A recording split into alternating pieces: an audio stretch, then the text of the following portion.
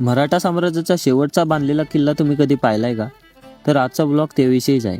तर जय महाराष्ट्र मंडळी, आज आपण आलो आहोत पुण्यापासून 30 किलोमीटर अंतर असलेल्या सोनोरी गावाजवळील मल्हारगडावर.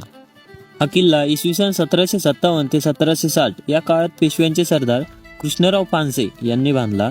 मराठा साम्राज्यात बांधण्यात आलेल्या शेवटच्या किल्ल्यांपैकी हा एक मानला जातो. या किल्ल्यावर पाण्याच्या विहिरी, तलाव आणि राजवाड्याचे अवशेषही पाहायला भेटतात. या किल्ल्याचं मुख्य काम होतं दिवेघाट आणि आसपासच्या परिसरावर नजर ठेवणं. किल्ल्यावर महादेवाचं मंदिर आणि मल्हार देवाचं मंदिर आहे. याच मल्हार देवाच्या नावावरून या किल्ल्याला मल्हारगड आणि गडाच्या पायथ्याला सोनोरी गाव असल्यामुळे सोनोरी किल्ला अशी नावे मिळाली. किल्ल्याला एकूण 3 दरवाजे आहेत. एक मुख्य दरवाजा, एक महादरवाजा आणि एक चोर दरवाजा. आज या किल्ल्यावर उभं राहिल्यावर इतिहास, निसर्ग आणि सह्याद्रीचं सौंदर्य एकाच ठिकाणी अनुभवायला मिळतं. म्हणूनच प्रत्येक माणसाने आयुष्यात एकदा तरी या गडाला भेट द्यायलाच हवी.